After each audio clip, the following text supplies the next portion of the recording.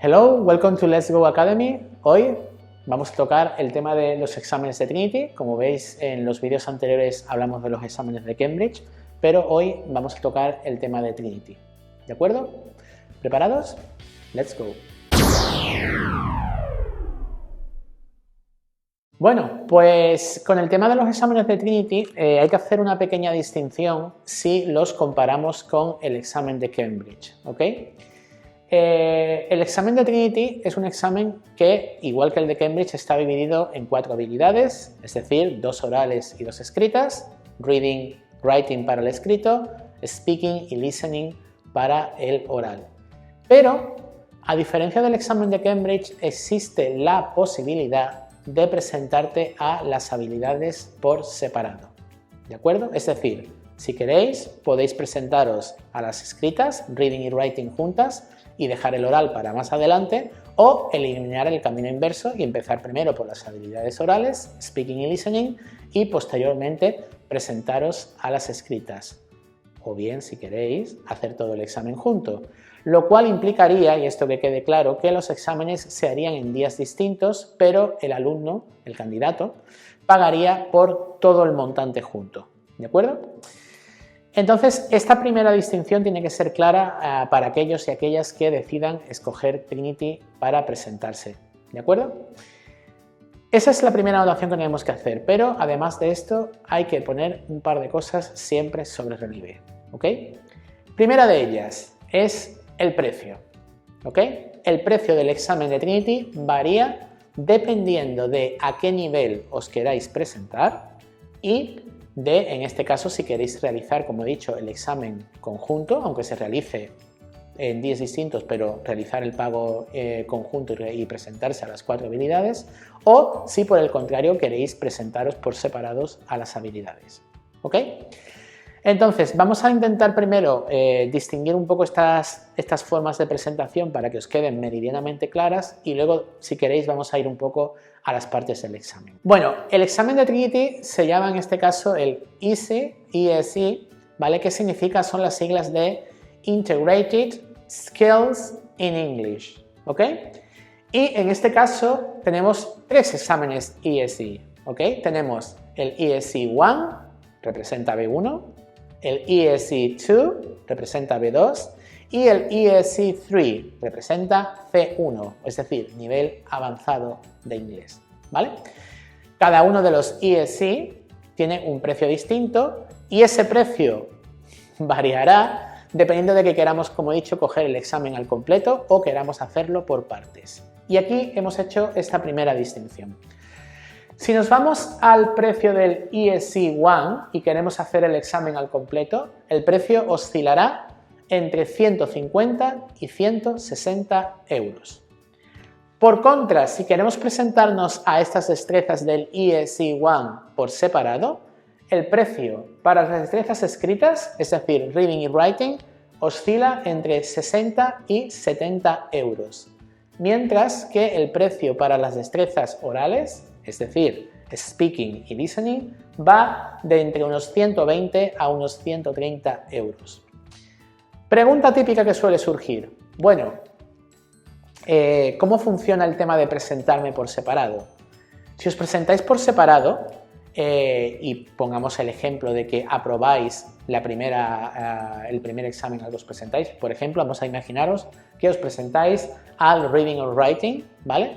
Como he dicho, tendríais que pagar en torno a los 60-70 euros por ese examen y imaginaos que vuestro examen da aprobado. Y ahora, dentro de X tiempo, os queréis presentar al examen oral, al speaking and listening. ¿Qué ocurriría? Tenéis un número de candidato, vuestro único y particular, que debéis volver a escribir o debéis volver a hacer mención cuando vayáis a tomar el segundo examen. Es decir, imaginaos que sois el candidato 821 y habéis aprobado vuestro primer examen de reading y writing. Si ahora queréis presentaros a la versión oral del examen, tenéis que especificar cuando vayáis a hacer el examen que os presentasteis en la fecha tal, que sois el candidato 821 y que solo os presentáis a la parte del examen oral. Esto es absolutamente necesario porque de no hacerlo de esta manera seríais como un candidato que arranca de cero, con lo cual seríais como otro nuevo candidato que se presenta a otro nuevo examen y no se os contaría la parte que ya habéis aprobado. ¿Se entiende? Creo que es fácil, pero bueno, como siempre, podéis dejarnos cualquier duda que tengáis en los comentarios del vídeo, ¿de acuerdo? Bueno, teniendo en cuenta esto, estos serían un poco los precios para el ISE 1. Si os fuerais al ESC 2, a lo que sería el nivel B2, si os presentáis al examen en conjunto, el precio va de entre 200 a 210 euros. Pero si queréis hacer el examen por separado, las destrezas escritas están en torno a los 80-90 euros y las destrezas orales están de 175 a 185 euros. Como veis, el precio sube de presentaros a nivel B1 con nivel B2. Y ya por último, si os presentáis al ESC 3, lo que sería avanzado, el examen al completo está en torno a los 245-255 euros. Y si hacéis los exámenes por separado, el Reading and Writing os va a salir de entre 85 a 95 euros y el Speaking Listening en torno a los 200-210 euros. Como veis, en cualquiera de las tres modalidades de examen, el examen va a salir siempre un poco más caro si os presentáis con las destrezas por separado. El montante junto siempre ahorra un poco de dinero. Y si os estáis preguntando, antes de empezar al examen, qué es mejor de hacer, la verdad es que siempre digo lo mismo, cada candidato es un mundo, cada persona es distinta y dependerá un poco de lo fuerte o lo flojo que estéis en cada una de ellas o de lo confiante que os encontréis vosotros mismos para este tipo de examen. Obviamente, yo una persona que tiene unas destrezas orales muy bajas o que tiene muy poco listening o que apenas ha hablado, pero tiene un nivel de gramática o de lectura bastante alto, yo le recomendaría que si quiere ganar tiempo puede presentarse al examen escrito por separado y esperar un tiempo para hacer las destrezas orales o viceversa. Imaginaos una persona que por la razón que sea ha estado fuera en un país de habla inglesa, tiene un nivel oral magnífico, pero es posible que no haya escrito en su vida, ni que haya visto un texto, ni que haya hecho un ejercicio de gramática. Pues a esta persona sí le recomendaría que se presentara primero a las destrezas orales y que empezara a prepararse por separado las escritas. ¿Pros y contras de estos?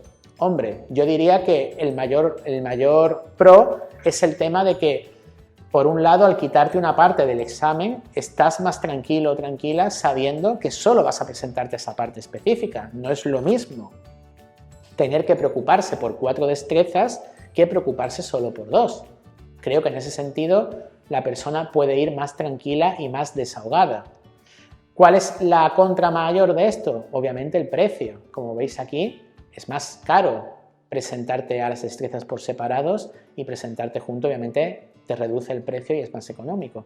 Pero, como he dicho, cada candidato o candidata es un mundo en este sentido y digamos que la decisión un poco siempre podéis, por así decirlo, consensuarlo con vuestro examinador o examinadora, pero yo siempre os aconsejo un poco que en ese sentido premie la sensatez y un poco el raciocinio. ¿De acuerdo? Bueno, una vez explicado un poco cómo funcionan estos 3 exámenes, vamos a irnos hoy a la parte escrita de ellos. La razón por la de ir a la parte escrita es muy sencilla. El examen ESC en su versión 1, 2 y 3, es decir, B1, B2 y C1, es exclusivamente el mismo. Cuidado, el mismo me refiero a que posee la misma estructura y el mismo modelo de examen. Obviamente no es el mismo en nivel de dificultad y complejidad. Un examen de B1 no es igual que un examen de B2 o un examen de C1. El nivel de dificultad aumenta progresivamente en cada uno de ellos, ¿de acuerdo? Pero el esquema de examen es exactamente el mismo. ¿Queréis que veamos uno? Venga, vamos allá. Bueno, pues como podéis ver aquí, el examen de Reading y Writing de ESC o de Trinity está dividido básicamente en 2 tareas, Task 1 and Task 2. Os digo ya que hay 3 ejercicios por cada tarea y que realmente de una tarea a la otra cambian realmente dos ejercicios. Vamos a echar un vistazo a lo que sería el Task 1. Bueno, pues como veis aquí, os vais a encontrar un texto que está dividido en 5 párrafos. Paragraph 1, 2, 3 y 4 y 5. ¿Ok? Si os vais al primer ejercicio, veréis una serie de cabeceras o headlines que aparecen aquí justo en la parte derecha. Y como he dicho, al haber 5 párrafos y 6 cabeceras, básicamente hay una cabecera extra. There is one extra headline. Hay un párrafo extra que no va con ninguno de ellos. Nuestro trabajo es delimitar cuál sería la cabecera, la headline, que mejor resume la idea de cada párrafo.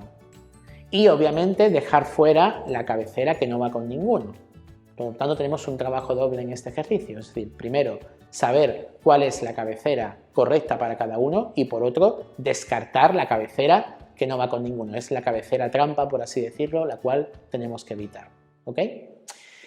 Si nos vamos al ejercicio 2 de la Task 1, veis una serie de frases que aparecen aquí enumeradas desde la A hasta la H, más bien que enumeradas podemos decir que estarían cada una con una letra, ¿vale? Veis frase A, B, C, D, E, F, G y H.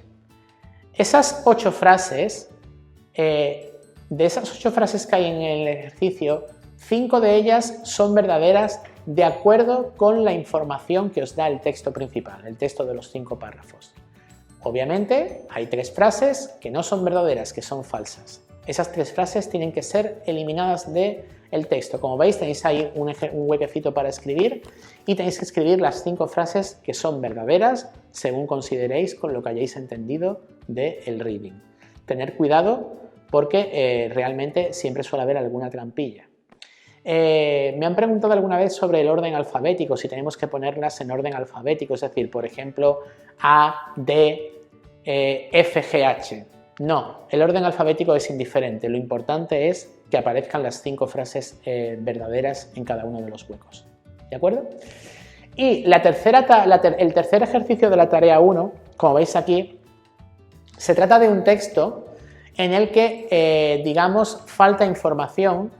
Y esa información que falta, que puede ser un número, frase o palabra, aparece en el texto de los párrafos. Es decir, no tenéis que inventaros nada, no tenéis que poneros a pensar, ostras, ¿qué palabra tengo que poner en cada uno de estos huecos?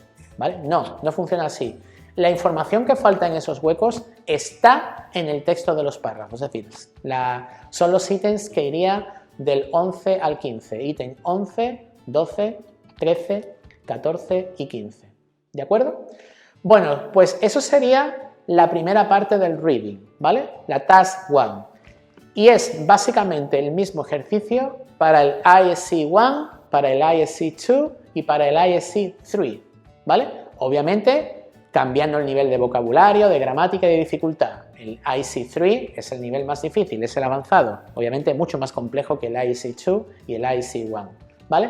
Pero la mecánica y el modelo del ejercicio es exactamente el mismo, no cambia nada en absoluto.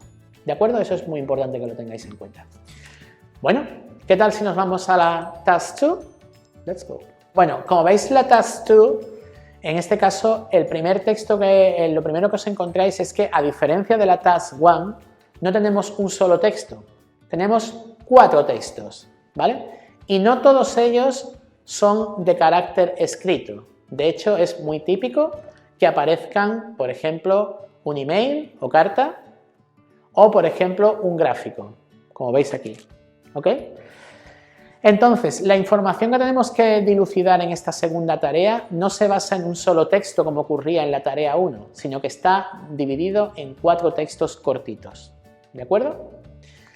El primer ejercicio que tenéis aquí es delimitar cuál de las siguientes oraciones pertenece a cada uno de los textos, ¿vale? Casi siempre son frases del estilo ¿quién dice o qué texto dice que bla bla bla bla bla bla? Pues en ese caso tenemos que decir pues texto A, texto B, texto C o texto D. Como veis hay 5 ítems del 16 al 20, ¿vale?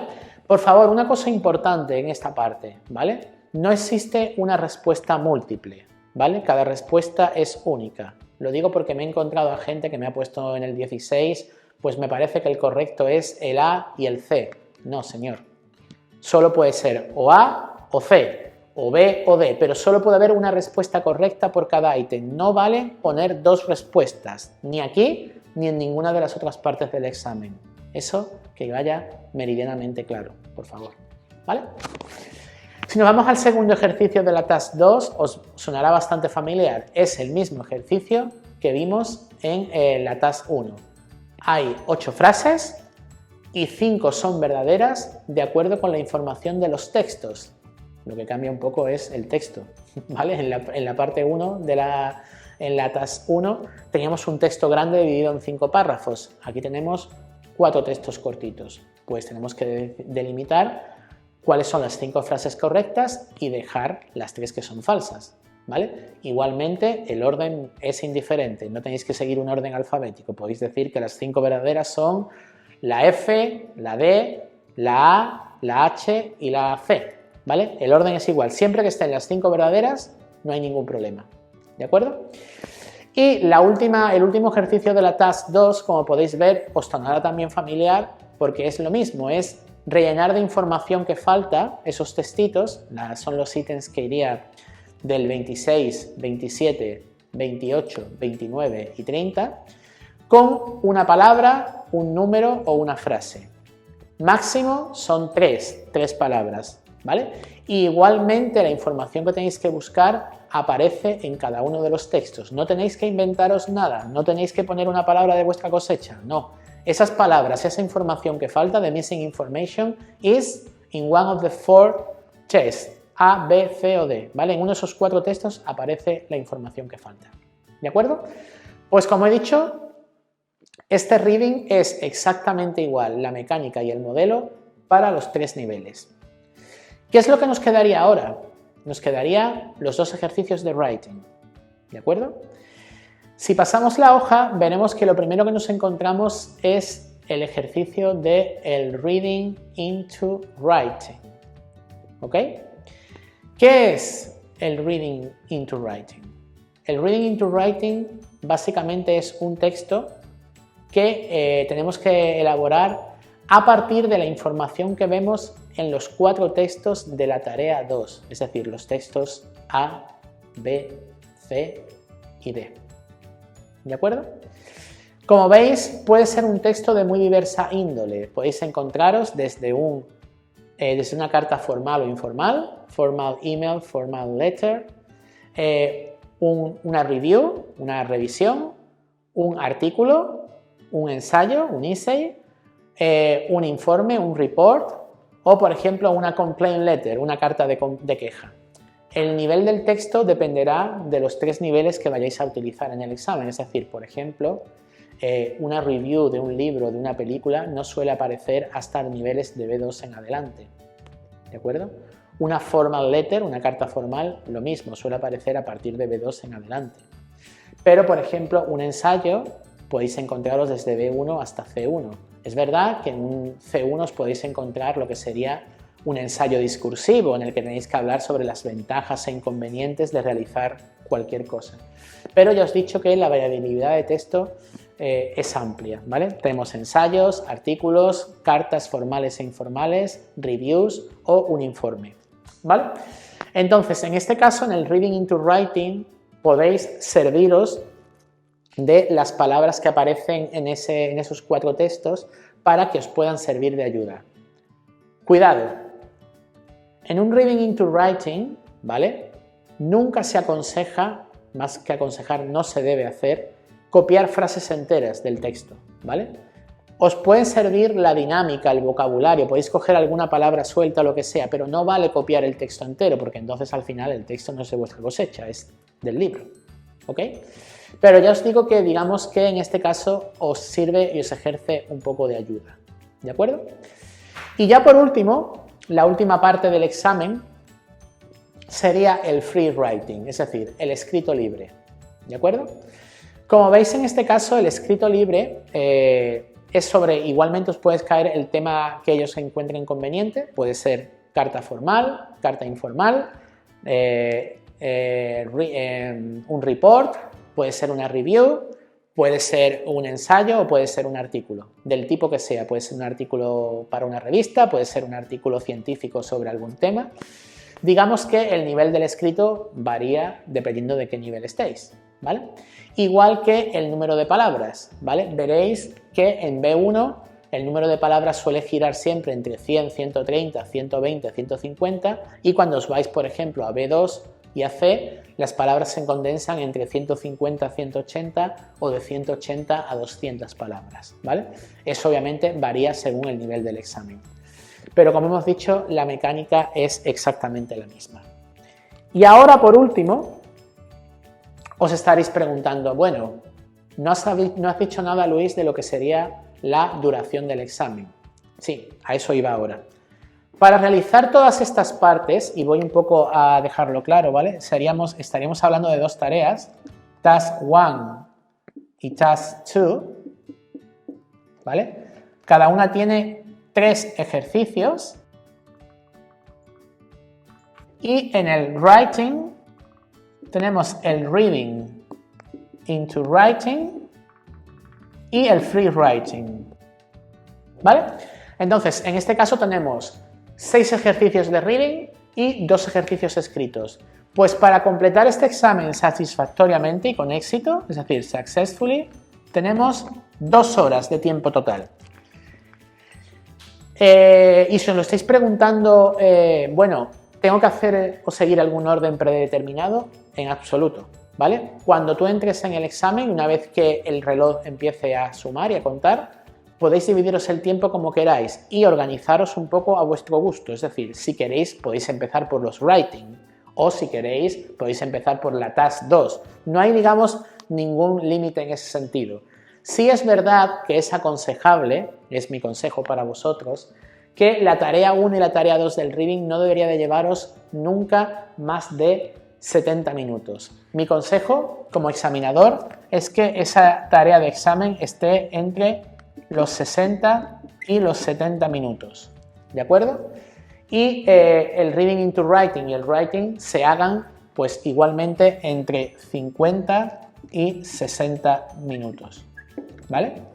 Luego, obviamente, hay de todo. Hay gente que es muy rápida para el writing y puede completar sus tareas de writing en torno a 35 o 40 minutos y puede dedicarle más tiempo al writing, al reading, ¿vale? El reading, hay gente que lo completa en 35 o 40 minutos, dependiendo obviamente del nivel del reading, claro, no es lo mismo el reading de IC1 que el reading de IC2 o 3, pero habitualmente el tiempo no suele ser un problema en Trinity. La gente con 2 horas suele tener tiempo de sobra incluso para repasarlo, ¿de acuerdo? Pues bueno, más o menos este sería el modelo de ISC, ¿vale? Hablamos, como he dicho, únicamente de las destrezas escritas. En sus siguientes vídeos veremos un poco cómo funcionarían las destrezas orales para IC1, 2 y 3. Bueno, chicos y chicas, esto ha sido todo. Espero que os haya gustado, darle al like al vídeo si ha sido así. Dejadme cualquier comentario en los comentarios, y como siempre nos vemos en el próximo vídeo de Academia Let's Go. Bye bye.